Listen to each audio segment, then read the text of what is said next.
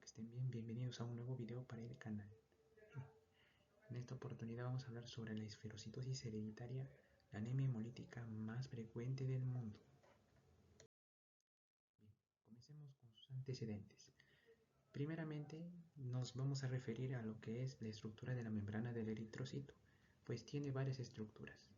Comencemos con las que podemos observar acá, que serían las proteínas periféricas y las proteínas transmembrana, unas con orientación horizontal y las otras con orientación vertical. Y como podrán ver, ya sean proteínas como la espectrina o la arginina, se unen para formar estructuras que permiten anclar, por así decirlo, el esqueleto a la membrana celular.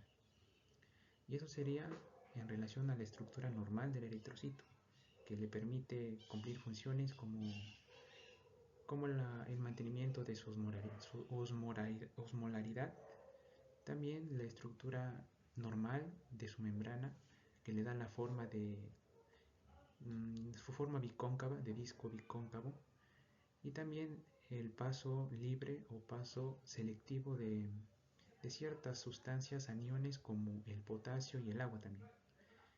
Y con respecto a lo que es la patología en sí, esto se convierte ya en una ausencia de esas proteínas en la membrana, mayormente por defectos genéticos, que pueden ser mutaciones, por así decirlo.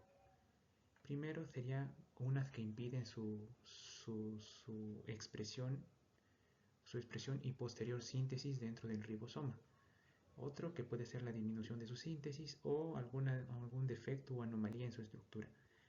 Con respecto a la arginina, que es la proteína que vemos acá, que une a la espectrina, que está en posición horizontal, y a la banda 3, que está en posición vertical, uno de sus defectos puede ocasionar la deficiencia o la ausencia de ciertas proteínas que conforman su estructura, que serían las subunidades espectrina alfa y espectrina beta.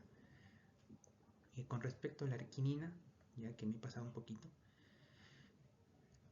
su anomalía puede estar en la ausencia en sí, o sí, primero puede ser su ausencia y después puede estar la dificultad para poder anclarse con otras proteínas. Tenemos a la banda 3, que también es una de las estructuras que también une a los lípidos que están dentro de la membrana y también sirve de paso para algunos iones. También pueden sus complicaciones en su genoma puede ocasionar que esta proteína, justamente esta de acá, esta de aquí, que va a la banda 3, que tiene como 3 banditas, puede ocasionar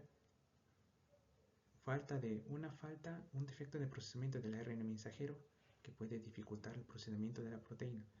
Y con respecto a la proteína 4,2, que son las encargadas de, por así decirlo, apoyar en la unión de estas dos proteínas, puede ser que su anomalía o su defecto genético influya en la interacción con estas proteínas dentro del citoesqueleto y la membrana celular. Con relación a sus manifestaciones, ya pues, la dificultad que tuvieron antes, sobre todo en la pérdida, puede ser de unas proteínas dentro de la membrana, puede tener primero la fragilidad osmótica, que es en primer lugar esa fragilidad que tiene la membrana a poder dar paso a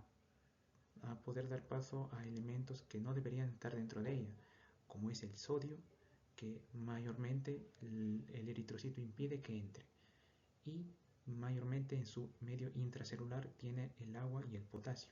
Pero cuando ocurre por así decirlo, esta anomalía dentro de su membrana, da un paso a dejar que el sodio entre, ocasionando pérdida de agua en primer lugar. Y también tenemos el cambio de la forma del MATI, que es en primer lugar la desconexión que tiene la membrana con el citoesqueleto al haber deficiencia de algunas proteínas que los unen. Después tenemos a la pérdida de plasticidad en la superficie.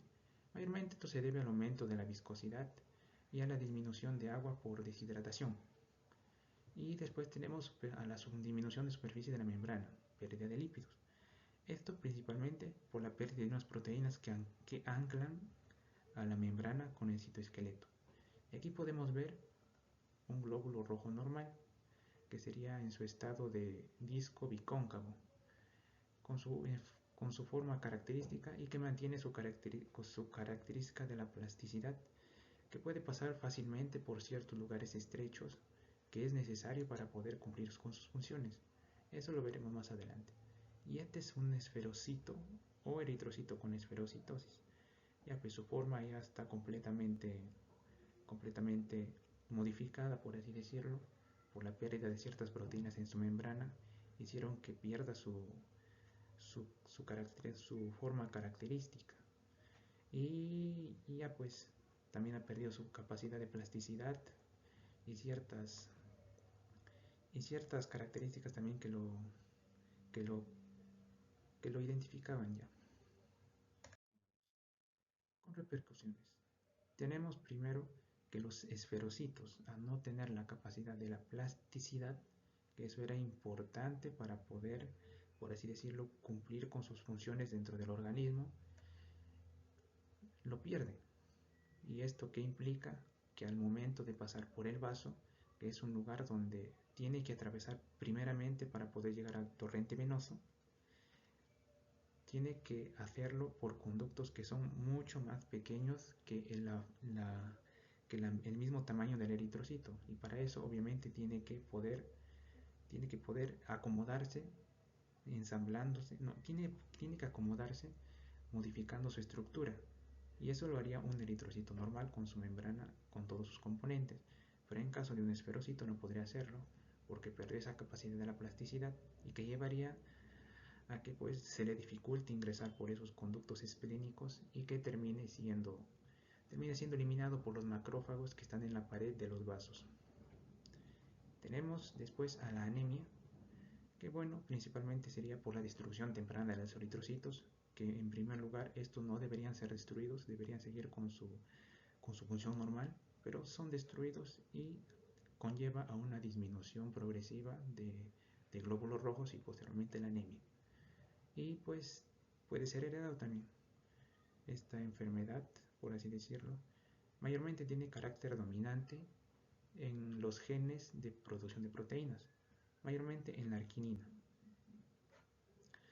Y pues con esto podríamos generalizar un tema o podríamos llegar a la conclusión que esta enfermedad en sí afecta principalmente a las proteínas de la membrana, que son importantes para poder mantener las funciones estables del eritrocito, que sería su forma bicóncava y la capacidad de mantener su osmolaridad.